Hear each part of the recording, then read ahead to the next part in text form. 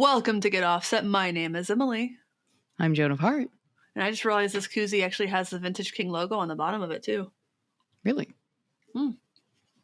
Yeah, if you haven't checked out Vintage King, this is not a sponsored spot, but I have a friend who works there, and I got a little care package. Aw. They're a retailer. Yeah. If you're wondering, they're an e-retailer, and they sell guitar. Nice. Guitar stuff. Well, yeah, so technology has gotten super weird, and a lot of the things that we were worried about happening with our robot overlords seem to be coming to a bit of a head. For those watching, I do apologize for whatever the hell is happening with my screen, but sorry. It is the overlords that we were speaking of. They are trying to disrupt this conversation right now on the YouTube. They're glitching out on me pretty hard. But what, of course, we're talking about is the AI. Now there is like AI created art, which builds, what it kind of reminds me of is when, like, what we got for you for your birthday, the image that's like your dogs, or I'm sorry, like your cats. People also do dogs. And then it's kind of on like a stock body, but it is actually painted. That's there. If you're watching, you can see it behind me. If you're watching the YouTube video, I'm pointing to it. You can see what was made for me. And again, thank you guys all. Yeah, so I've seen this a lot on TikTok, where it's like basically a filter, and you hold the camera up to your face, and it gives you something that approximately looks like you. I think mine makes me look like 15 years younger, and I don't mean that in a good way. AI cannot get my face right, no matter what app I've ever used, and I don't like using them, but anytime that I've been curious and I've looked at it, they've never ever gotten my face right. I think it's like using the front-facing camera. People say gives you a less accurate because or like squinting. They're like, I've seen people talk about the ways. Like squint and like make your mouth like. Yep, I did that too. It was a little closer, I will say. The thing for me is like I always feel like it gets my eyes and my brows, and then the shape of my face is wrong, and that's why I think it throws people off. But we're getting farther away from it. But we are. Yeah, the gist is like there is AI art, and for some of these you can just plug in like a prompt, and it spits out an image. Yeah. You think about Mid-Journey, you think about also like these other ones like Stable AI Limited. These you just type in a prompt and surprise, there is your image. I feel like they often look quite ghoulish. Like some look kind of okay from a distance, but if you start to look closer, eyes are pointing in wrong directions, ears are different shapes, hands. It's like a Monet. If they don't, but like cracked out Monet. Yes. If you look at the hands, they're either blurred or they have like 11 fingers. Yes. Yes, a friend of mine who's a violinist did a version of himself with a violin, and like he looked like a mix between Aquaman, but he had like 8 fingers. So I was like, "Wow, bro, that's incredible. You probably can play with that hand." I saw somebody put in a hand missing a finger, and it spit out like 6 fingers. Like, God, the 6-fingered man. Yes, Inigo Montoya should know. Prepare to die. But this isn't specified to graphic artwork. We are getting to a point where I've had a lot of friends put into Chat GPT or something like that, write a Hold Steady song. So that it looks at the Hold Steady's lyrics and spits out something that kind of seems like maybe Craig Finn, the primary songwriter, could have written it. I find them to be bad. I see a lot of people be like, "Oh, that's great. That's so cool." I haven't seen one still that made me feel like it could have actually been a set of lyrics. So on that front, I feel pretty fine. I myself haven't seen any that make actual like the music part of a song. Have you? No, I don't think I have yet. It's more been lyrics, or if you're in marketing, like my partner now uses Jasper, in which they've been using it like slogans or for social media, coming up with, copy or lines to generate easily. So, I mean, I've seen some of that in that capacity, but not music. Yeah, I actually was talking to a friend who had a bunch of credits, and we were on a phone call together, and I'm like, well, let's have it, see if it can write some content about ribbon microphones. And he did say like it can get into more detail, more depth, or whatever. But for the most part, everything I read was very surface level, very entry level. I don't think it is ever going to get the capacity to really replace writing from an expert. I just don't think it will. No, and I agree with you, because before we got together, I go to Carlos. I was like, well, since you have Jasper and it is a paid service, let's ask it to make a song. It's not made for writing songs. It's definitely not. And he was like, he typed up like, let's make a pop song about itself, Jasper, in the style of Britney Spears, and let's see if it can write a song. So obviously, we had to wait a little bit. The prompt came up, and then once it able was to show what it had written, yeah, a chorus isn't really that long. And the way it was written, Jasper cannot write a song to save its artificial life. It was pretty funny. And then we discovered, he's like, oh, I used credits to do that. Sorry. Sorry for science. For science. I have to imagine a lot of those things will get better. Yeah. But I think they're still pretty rough. Like I can see a ton of websites are going to get rid of the writers that they pay $25 an article to, and they're just going to use ChatGPT because those are content mills anyway. They don't care about content being good. They just care about it existing. And it's a numbers game for a lot of them. And if you're a gamer, there are websites that just pull like a Reddit post, like a random Reddit image, and then they make a whole, like, write 250 words on it. That a computer can do that. I have no qualms with a computer doing that. In fact, I think it's kind of bad that any writer on the planet is accepting such low quality work. But you got to start somewhere. So I'm sympathetic.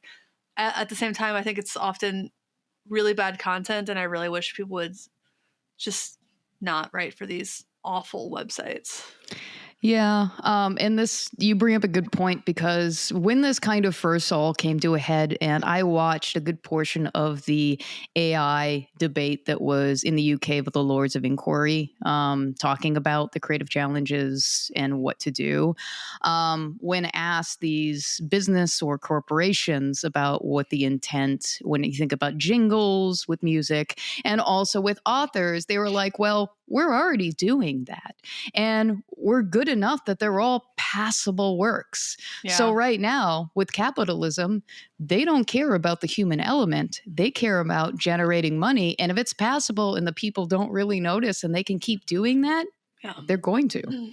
Yeah, and I suspect that, like, for content marketing agencies or writers and stuff like that, I think there are going to be a lot of contract clauses that forbid the use of a writer or an agency using any sort of AI generation for their content, because it's one, a potential copyright nightmare if you're using the copy that someone else wrote. Because my guess is it's kind of rewriting existing copy. It's the automation of cribbing someone else's article, which is a very common thing that exists. It's like plagiarism, right. Yes. Yeah. It's like plagiarism, but like cribbing an article is extremely and unfortunately normal.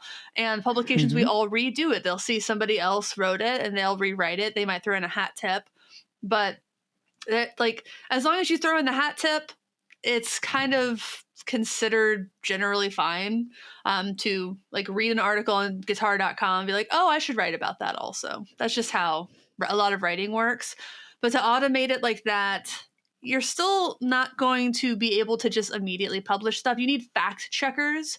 Steve Selvage, who's been on the show, my friend Kyle had the Chat GPT write a bio for Steve, and it was conflating Steve with his dad. So it combined their careers because they're both guitarists. Sid played with Big Star. Steve plays with the Hold Steady. It talks about Steve Selvage starting his career in the 70s. I'm like, that does. Yeah. One of these things is not like the other. Well, it's like that song, Nashville Cat's been playing since they's babies. But Since it could hold a guitar. It's a real song. It's a great song. If you, I think I don't know if the Lovin' Spoonful wrote it, but they definitely made it popular. So you're still going to need a fact checker. You're going to need an editor. You're probably going to need to put it through anti-plagiarism software. And like that, it will probably save a lot of time because someone was having to edit those content mail articles anyway. Actually, probably not. Yeah. Maybe. Well, some of it doesn't look super duper edited. Yeah, some of the ones that don't want to pay, are going to pay someone to do that. Yeah. Yeah. I think that BuzzFeed's probably going to, places like BuzzFeed are probably going to move to a lot of AI generated content. Probably. Well, they make a lot of money, I'm assuming, on affiliate links. That's why you see those articles like 20 things people are raving about on Amazon. They just look at top rated products and they make a list and they have their affiliate link to it. There's no reason you shouldn't automate that. Like from a time perspective, if you have a good writer, why don't you have them writing something that might actually rank well on Google? Makes sense.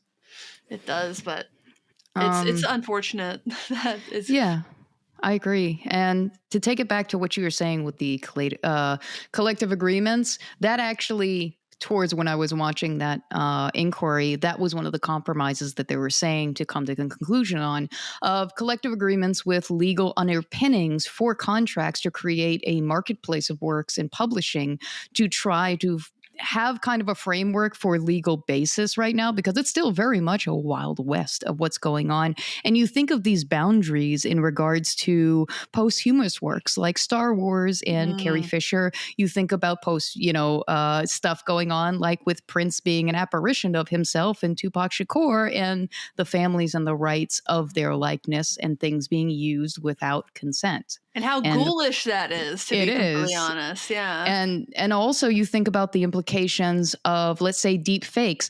They are so realistic at times. Now, you could frame someone of a crime. Like, there really are some scary implications that if we don't have a legal framework, this train is going to get rather interesting once it goes off the rails. Yeah, it's just, does the government want to do their job and potentially protect people from AI generated anything? Yeah, people and businesses. I mean, they'll definitely protect the businesses before the people if we know anything about our government. I think regardless of what side you stand on the spectrum, you can agree that the government's going to protect businesses before people. They're people too, remember? Corporations are people. They are. Schmidt Schmomney.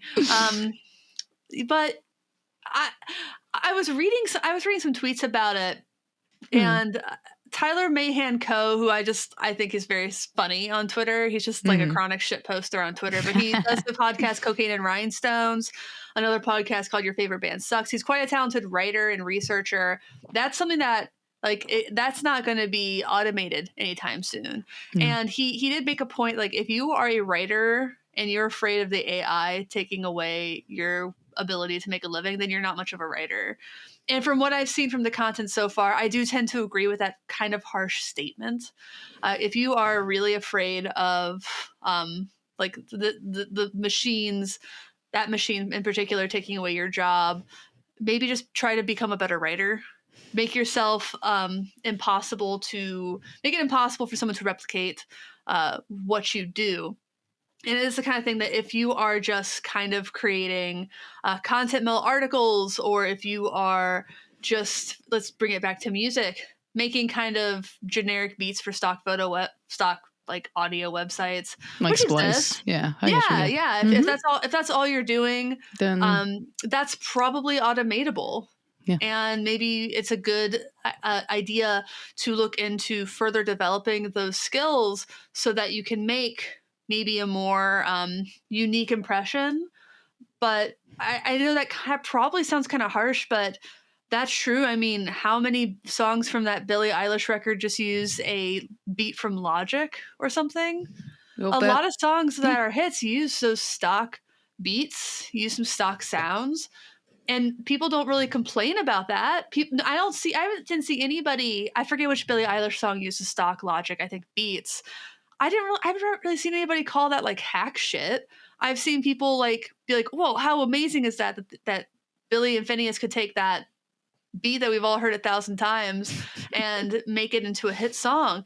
And that just goes to show, I think there are opportunities for AI, some AI generated sounds. I think that you could do like a building block kind of thing. And I'll springboard off of what you said. And that Please. actually was the point of which I started to connect the dots in my own life of how much I already used artificial, intelligence. Like I use Logic. Yes, I use Intuitive Drummer because like I Yeah. don't have a drum kit. I have no room. Just look at my space. There's no way. And yeah, I mean, to be able to control and make a song and do everything myself, I also don't have the budget to like hire a drummer. Sorry, guys. Yeah. And the time frame of coordination and scheduling. But originally, when it came to AI, when all this first started to come out, I was in very much a hard opposition of, and I have over the months shifted my kind of view and concept of it, because in looking at Adobe and the things that I can do now, I can click on something like a person and just remove them from a background with content aware, which at first, yes, I had that whole like, shit, my job, like, but then I thought, you know what? The tedious nature that I would have spent hours with a pen tool taking that person out. Thank you. I can now focus on the high level of creative graphic aspect of my work and not waste hours of my life in the tedium of cutting that guy out. Like I can now focus on creating more creative and graphical stuff as opposed to getting bogged down. And if your whole job was literally just like removing somebody from the background of a picture, yeah, your job is gone. Sorry. Unfortunately, that is unfortunate, but it's an opportunity for you because you already have those base level skills. If you're a writer, a musician, an artist, you already have those base level skills to hopefully increase your offerings, to do more, to learn more. Yeah. And I think I almost would think of it as freeing if you can, instead of adapt. Doing all that tedium. Like I use a tool called Content Harmony in my content marketing. And essentially what it is I put in a keyword, whatever keyword I want, whatever I'm writing about to rank for, and it spits out not an article, but everything competitively I need to know to rank well for that keyword. It tells me how many words I should use. It tells me how advanced my writing should be. It tells me what the intent of the article should be. It tells me what other words people are using in that article, and similar high-ranking ones. It shows me the exact competitors, what kind of images they're using. It shows me what edu and gov links and news links I should consider linking to. Yeah, that's powerful. It gives me everything I need, and it does it in a few minutes. It's not quite AI, but it's optimized. It's optimized. It's like I was having to spend so much time doing every single element of that before. I had to kind of guesstimate a word count. I had to guesstimate outlines. I had to go actually to Google and put in that keyword and see who else is competing for it. And I had to make a lot of guesses. And now I can spend less of my time doing that research that I hated. And I think that's how a lot of people who do feel positive things about the AI feel. It's like, oh, I used to have to, actually go and crop somebody out and fill in the background and yada, yada, yada. And now I can just click this, where I used to have to do this to remove. We've been using AI in music production forever. So many. Like not necessarily AI, but kind of similar things like noise remover, removing sibilance. And audio too, yep. Yeah, EQing things. Plugins. And plugins, it's not quite AI, but still automation. But still, it's automation. Yeah. And smart automation, often with, things that other people have done. If you can get that even smarter so that like with one click, you can intelligently like duck audio, like that's awesome. Like, yeah, no, I agree with you there. And what we were talking about, of course, and you brought up the whole thing about optimization in the program or what you use. Fran, in her video, if you look on YouTube, she made similar. That's Fran Blanche. Yes. From Fran Labs. Fran Labs, Yeah. So she made a similar kind of connection the way you did, where these AIs are more focusing on optimization in what people are looking for. When you think of YouTube in a video and it's choosing keyframes, what is the best thing that a human would be looking for and attracted to click on in those instances based off of their gathered data? So it's more focused on optimization rather than creating works of art exactly the way I guess you or I would. It's not unique. It's not built that way. Yeah, I mean, I have plenty of videos on YouTube, and I try to do like the inserting the timestamps and stuff for chapters. Yep. But there are videos where YouTube is literally, my assumption is, taken common keywords or tags, looked in the transcript for my video to see when I start talking about that, and added them automatically. And those are some of my best performing videos where YouTube / Google, yeah, I mean, the captions are automatic. So they're looking at the captions in the transcript. They're fair. Honestly, they're not great, but they're not bad either. They're at least giving YouTube the ability to find that spot in the video and be like, oh, this is what people are looking for. Because they're searching for it, because they know what people want. Like when I talked about intent and search, it's like, if you are looking up wood pellet grills, you're probably looking to buy one, and you're most likely to buy a wood pellet grill locally. So it's going to give you a bunch of links to Home Depot, to Lowe's, to Ace Hardware, anywhere that sells, according to these wood pellet grill websites, those products. But if you're looking for wood pellet grill pulled pork, you're looking for recipes. You're not looking to buy pulled pork, and it knows the difference. Yeah.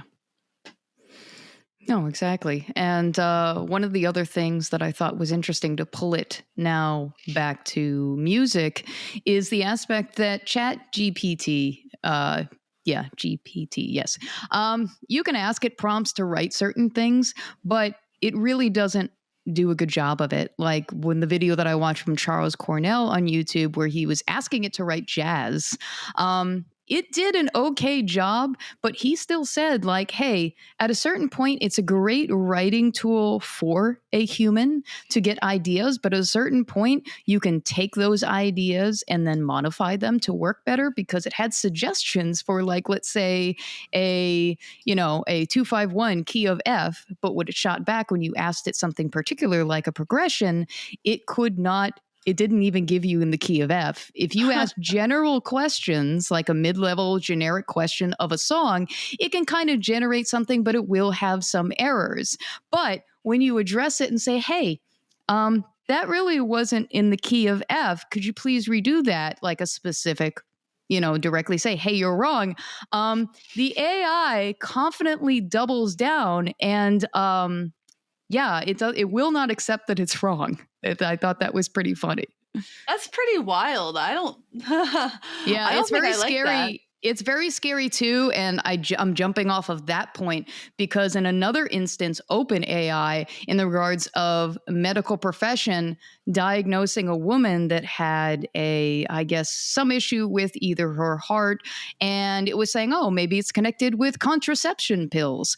And then the human asking the OpenAI, so what kind of source do you claim for that? Like, where did you find that? That's interesting that you came to that conclusion, but everyone else would think it would be a pulmonary embolism kind of situation.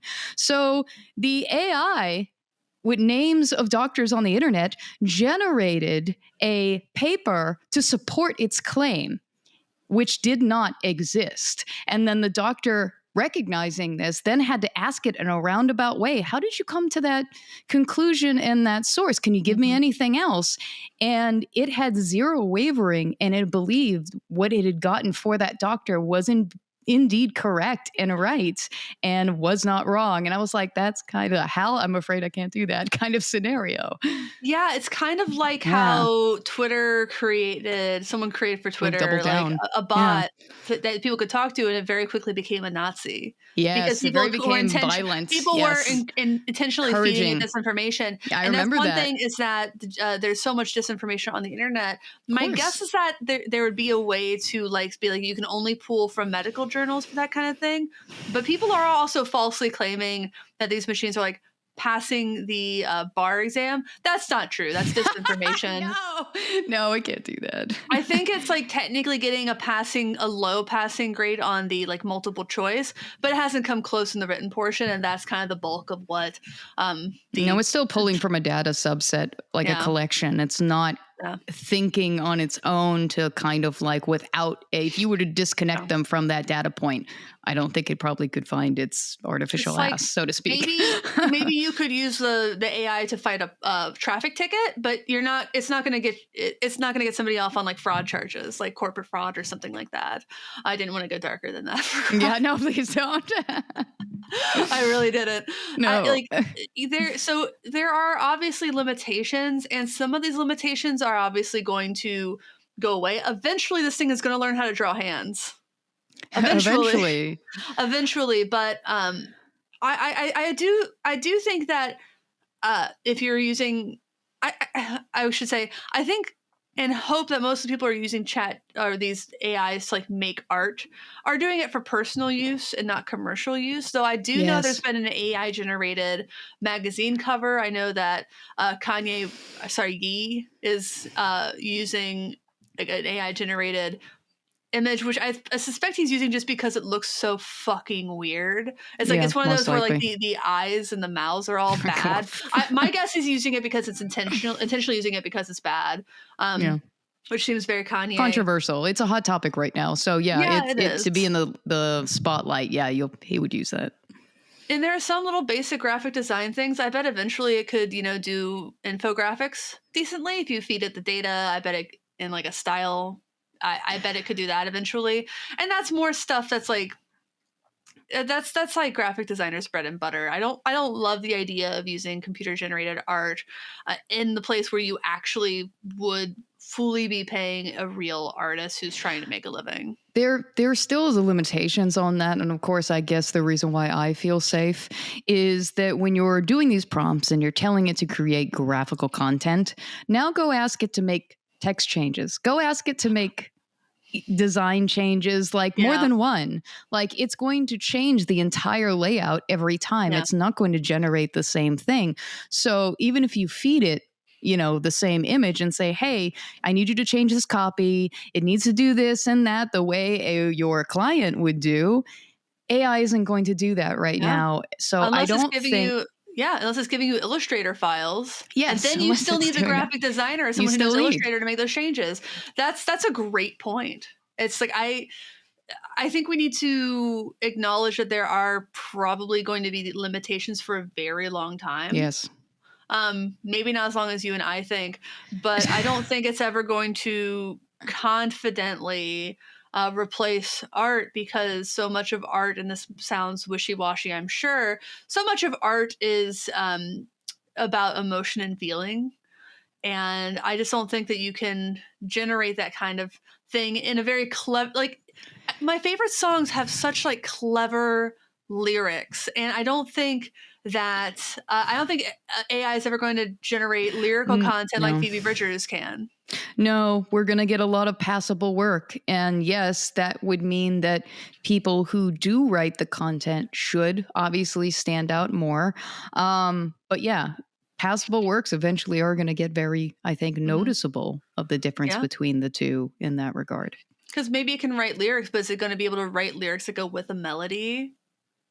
I don't think so. Like I can't really imagine that. Maybe it can do one or the other, but to do both is so complex. To make it work, to make the phrasing work, to make the emphasis on certain words and certain parts of words function. To the idea that that's automatable. I mean, I really hope I'm right, but like, I don't think I'm wrong either. Like, no, like when I looked at Jasper, when we asked it to make a song, even though it kind of wasn't designed to do that, just seeing that, when we were reading each line, and I was like, there's no pattern. It's not in the chorus. There's no pattern. It was just literally a paragraph. And I was like, this does not work in any kind of like element of songwriting. No, again, like I really think that if you take down like the most essential parts of the song, I think it could probably eventually create like unique beats. And I think it's going to be kind of on the level of stock beats in like Logic. It's not going to replace a drummer who has feel, who knows when to knows what words to emphasize to like create like an emotive like an emotional reaction in somebody. You can't. We said this before. Like people talk about like industry plants, and it goes back to you cannot force a connection with people. You cannot No. fake having like connecting with people. That's just something that happens, and it's in like you can't just explain why it happens. Can you rate a chord change because you know it's going to manipulate someone into getting goosebumps? Absolutely.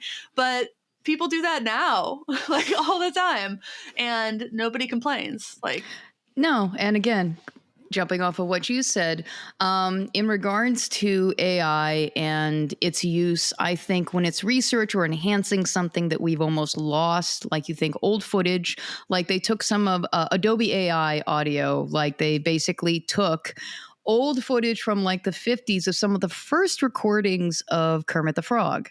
And of course, when they had the original version that played and they showed them side by side, the original version was so degraded you could barely hear Kermit.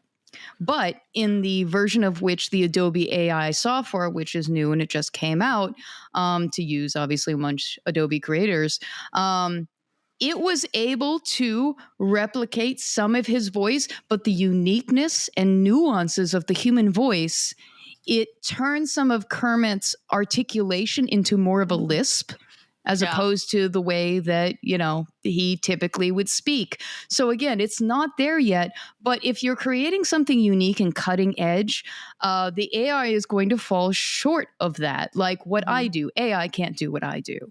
So, I mean, I don't feel threatened by AI. I mean, by the time that it is able to do it, I mean, I'm probably not going to be doing this anymore. I hope that by the time like it can be automated completely, I hope that we are old, decrepit, and in my day, I hope there's a universal basic income because everybody's jobs are going to be automated by that point. Like, I feel sorry for the kids coming in though. Like, so, I feel bad for kids for a lot of reasons. Yes, like the pandemic just screwed your youth. I'm so sorry. That would have been so like that's tragic to me to think about like kids going at like high school and college and like this is their world is it's stressful to think about. I just feel very lucky and I hate to say it like that, but I'm glad that I was literally 30 when that happened, because if I had lost like my 20s, I would have felt like really bad, really upset, tragic about it.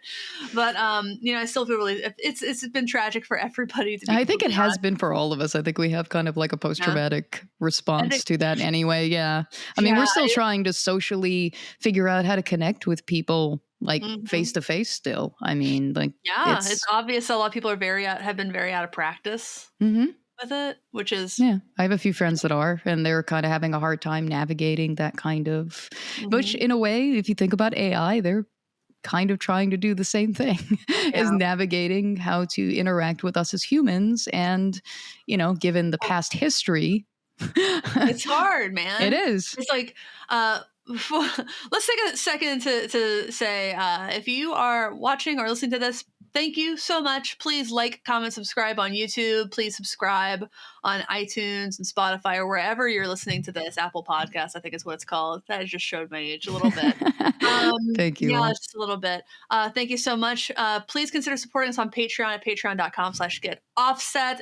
If you donate at the $5 level or above, you get access to our exclusive Discord server, which is a very fun and exciting place. I love the Discord. Yeah, me too. We have merch at getoffsetpodcast.com/shop. Big thanks to the people who bought merch this week. Yay. Love you. Thank you so much. Hope you like it. Trying to think if there's anything else that I missed. Probably reviewing us on Apple Podcasts is hugely helpful. And tell your favorite brands about us. Yeah. And if you're a brand and you want to sponsor a podcast, we can make spots. We can do it. It's a possibility. But as far as the AI socializing with us, it's interesting to me that you said that the chat GPT or whatever really fought back against like key changes and stuff and really defends its position, because in previous instances where they've tried to like make something with a personality, it's very easily influenced by whatever the inputs are, and that just being people talking to them. So that is that's interesting to me, because like the chat AI thing on Twitter really showed to me how easy it is for people to become like radicalized on the internet. And it happened within 24 hours for the most famous one of these instances, like one of the I first remember ones. that. It was Less than frightening. 24 hours before it was a full-blown Nazi. So that's a little off topic, but I do want people to keep in mind just how easy it is to like go completely askew if all you're getting is people tweeting. It's and feeding it. Every If that's study its database, yeah. every study shows that extremely right-wing talking points are amplified more on social. Like it spreads a lot more And disinformation they a had lot more quickly too. Yeah, they had a similar kind of, after that happened, or right about the same time, they did a study and test of the difference between cultures and this chat bot, in which they showed America. And then they showed China in the difference of the chatbot was more positive and happy and socially like responsive in good ways. Whereas when they showed like the American version of how with the whole social interaction, everything, the chatbot became very violent, very radicalized, and very negative as the two different, polarizing views of whatever you feed it is what it becomes. Yeah, I don't like that. Nope, don't like that. don't like that. Yeah, that's a little dark. That's dark, but yeah, it's like true. a Black Mirror episode right there. Yeah, that's pretty dark, but not so much we can do with it all the time. I mean, that's dark. Oh, thank you, Rick. Haha, replacement. Thank you, Rick. I had to get switched out for another koozie. Yeah, I'm curious to see what the AI comes up with in terms of music. I suspect that it will have a decent enough time churning out things that are maybe a little bit less in depth lyrically and melodically. And that's not even to say pop music, because I just don't think that's the case. I think like extremely dance tracks, kind of like filler, repetitive kind of beats, middle of the road dance tracks where EDM, trance, if there's lyrical content at all, it would be like film scores, get up and dance and party, and like if there's lyrical content, it would be about like partying and shit like that, and maybe not so like lyrically in depth. But I think it could do an okay job at that, but it would just be like filler. And I think that it would kind of remind me of, there are Spotify playlists, or there are a lot of Spotify artists that are just that it don't really exist. That's something I read about a while ago, but essentially it's kind of like the same group of artists, and they create different artist profiles, and they create music that's specifically for like studying and specifically like lo-fi, for for studying, yeah, so they just create this type of music. They like do some sorts of promotion or SEO or something to get a lot of plays, and it's almost all of it is exclusively background music. And they just created it. They're not real artists. Like you can't see these people on tour or live. So that's it. Kind of feels in that vein to me, but still, that's a human being behind a computer creating music. And if they could automate some parts of that, they're probably going to turn out a lot more of that content stuff that gets them paid.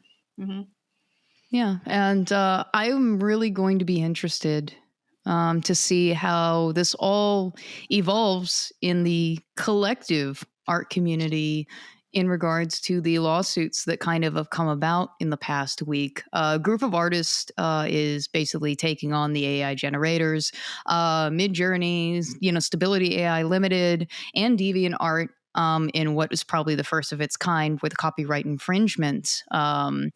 It's a class action. DeviantArt, you said? They're DeviantArt is in this as well. Wow, yeah. They're getting sued?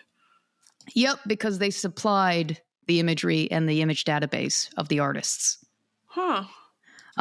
So basically, they used these copyrighted images to train the AIs. So you think DeviantArt is a huge creative artistic database that it was pulling artworks from people who are pretty much copyrighted material. So Sarah Anderson, which is also an author of webcomic Sarah Scribbles, which I love. Cryptid Club, she also does, along with a few other artists. They're basically doing the class action that claims that they were downloaded and used 1 billion times for copyright images without containing and obtaining the consent of compensating any of the artists. So this is the first kind of its kind of trying to basically have a legal court kind of case. So I'd be interested to see how this goes. And in my understanding of what's going on with Sarah Anderson or Sarah Scribbles is throughout the years, she kind of talked about how she always had people that were trying to replicate her style of comics, and they never really quite got the mark. But as of this past year in developments, it was the font that they had, it seemed to accurately replicate, and people started to make memes with this font, which then made it, you couldn't tell whether she actually drew this comic or not. So it then became completely, oh, did you draw this? She was like, no, I didn't draw this. But it started to become a huge, like that's, so I understand. And I actually do. Yeah. I mean, this should go to court, and we should start to put a legal framework around this creative AI and kind of either a marketplace or publishing or something that protects the artists in a way that, yes, if it's used for research, fine. But once it's tried to be used for profits, commercial, somebody's got to pay. Like, all these businesses and capitalism, because that who is the real like villain here is capitalism. I don't blame the AI itself. I blame who told it to create these databases or go in and basically do this. So there's still a human villain of this story, and I think they need to be held accountable. Yeah, and as far as copyright goes, like there are instances of fair use, and education is one of them. Yes. But educating an AI to essentially copyrighted things, that seems like a big legal gray area.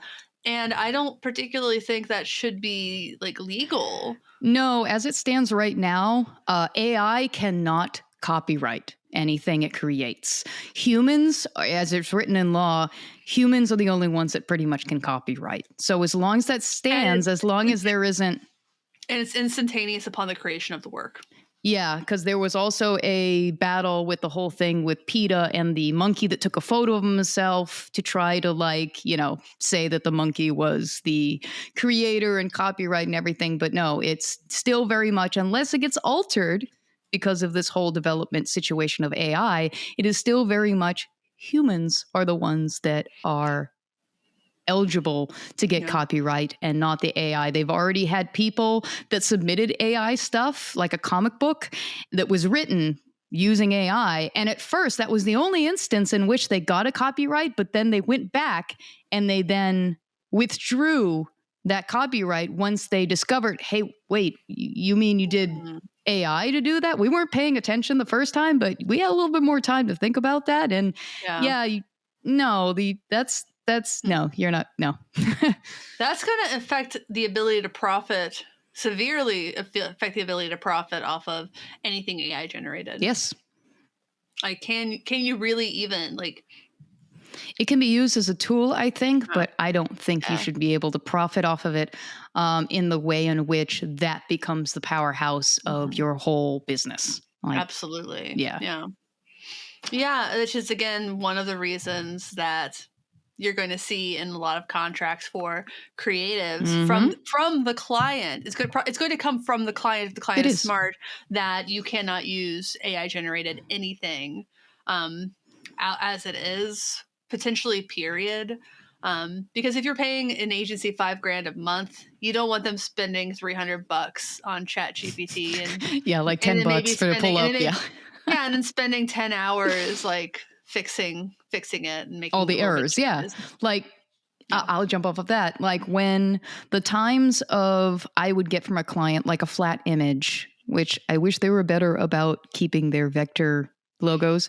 Whoever is out there, please, if somebody makes a high level, high res graphic of your company and brand, please ask for the vector, files, keep them.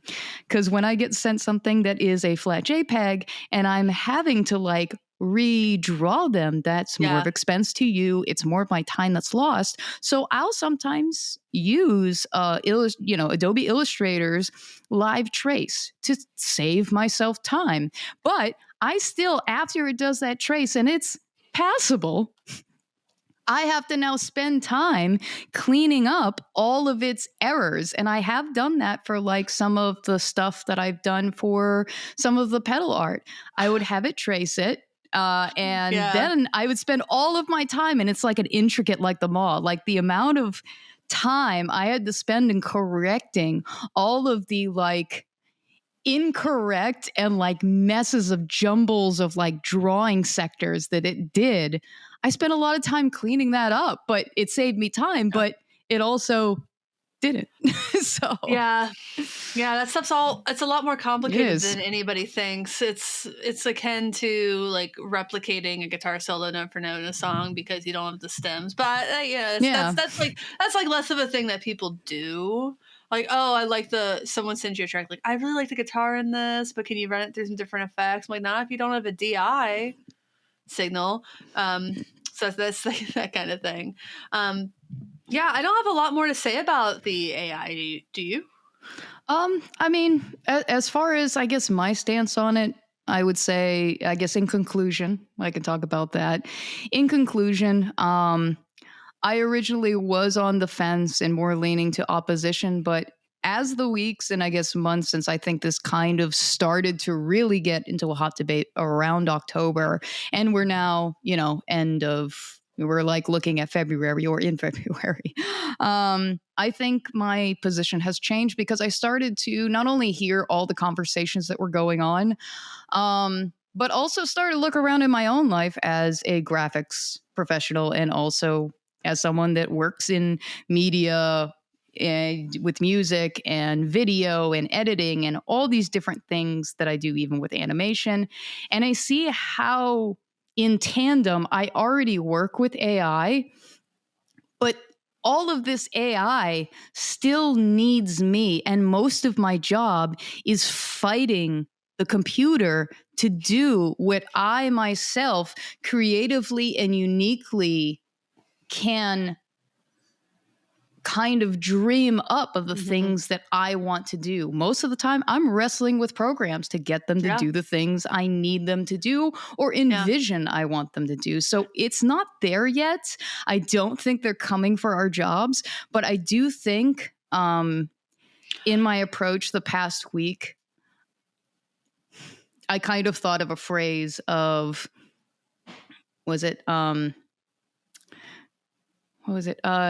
don't get mad, get better. So I am not going to be upset by some of the things that it can do now. I'm now going to find unique ways or ways to do what I do that it cannot replace me. I'm just going to work harder. Totally. And I think that as AI improves and gets put into more like audio plugins and video plugins, you're not going to see recording engineers bitching about how the AI is making it easier to edit songs. I simply don't think you're going to see it. It's going to just make them faster. Efficient. It's going to make it more efficient. They can do more work that way.